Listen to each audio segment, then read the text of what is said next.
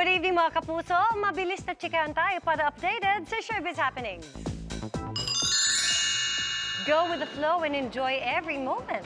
Yan ang advice ni Miss Universe Philippines 2020 and Sparkle artist Rabia Mateo sa candidates ng Miss Universe 2024 few days before the coronation night.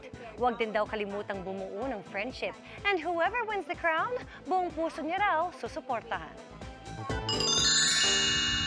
May fun and sweet pakulo si Dennis Trillo para sa birthday ng kanyang wifey na si Jenilyn Mercado.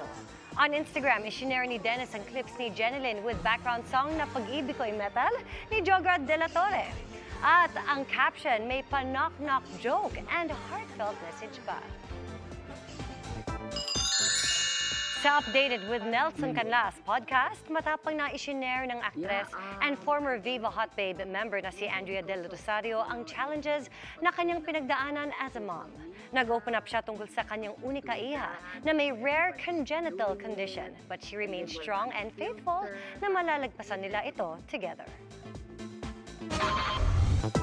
Excited na si Sparkle star Gabby Garcia to step on the Miss Universe Philippines stage bilang host.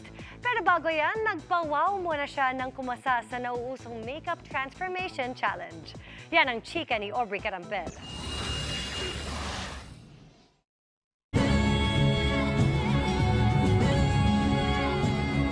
Nag-abisala na rin si Sparkle star Gabby Garcia sa trending Makeup Transformation Challenge. Gamit ang musika ng pinagbidahang Kapuso Telefantasia na Encantadia, nag-transform si Gabby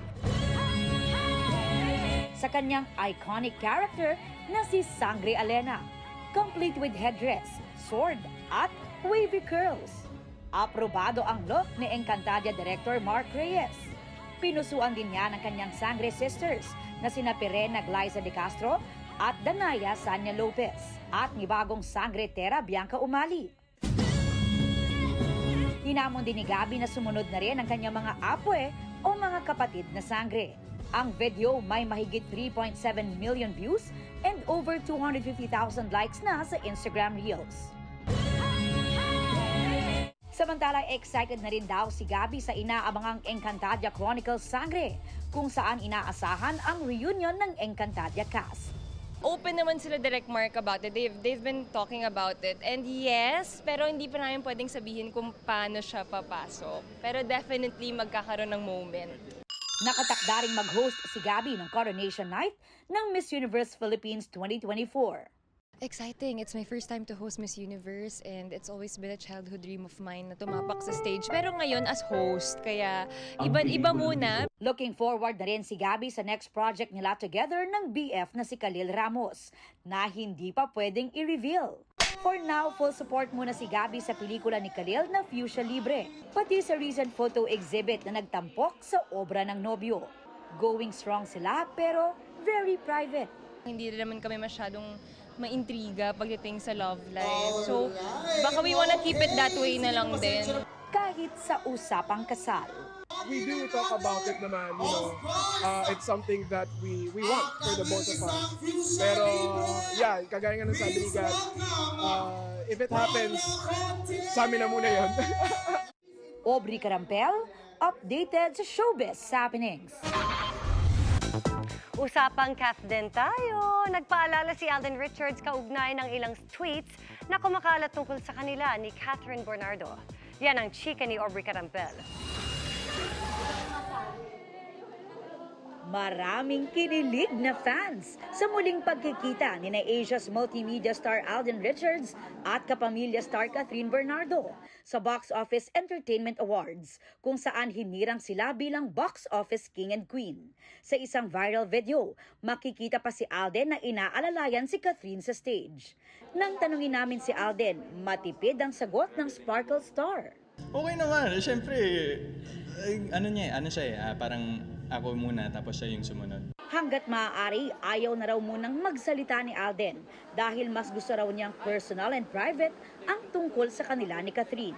Kaya nagbabala rin si Alden sa mga kumakalat na fake tweets na patungkol kay Catherine at dati nitong relasyon gamit ang kanyang pangalan.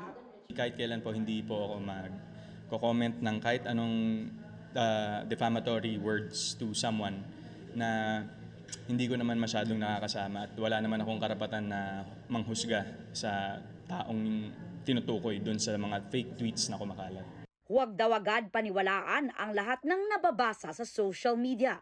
Ingat lang po tayo sa fake news dahil ang social media po pugad ng fake news. So not until yung mga official accounts po ng mga artista ang nag-post ng mga tweets na kumakalat di umano, wag po natin agad paniwalaan at mag-fact check po muna tayo bago tayo mag-call out ng judgment. Inalay naman ni Alden ang natanggap na bagong parangal sa kanyang pumanaw na ina na natanggap niya noong mismong Mother's Day. Everything that I do naman is for her. This is for my mom. Alam naman niya yun. Alam ng nakakarami yun. And syempre ang mensahe ko lang din talaga to everyone is never take our parents for granted, most especially our mothers. Kasi one way or another, you'll never know when will be the last time you'll be with them. So make the most out of it.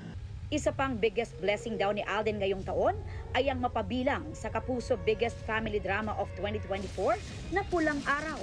Sa nauna naming interview sa kanyang Pulang Araw co-star na si Barbie Forteza, nagpasalamat siya sa suportang natatanggap mula kay Alden. Si Alden naman, grateful din na muling nakatrabaho si Barbie. Yung Barbie na kasama ko noon, ganun pa rin siya. Mas magaling lang ngayon. Mas maraming drama dahil magkapatid kami.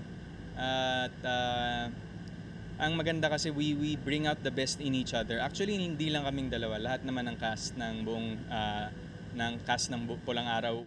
Makakasama rin nila sa serye sina Sanya Lopez at David Licauco. Masaya yung set namin, maganda yung storya namin at malapit nyo na pong mapanood to mga kapuso. So abangan nyo po. Aubrey Carampel, updated sa Showbiz Happenings.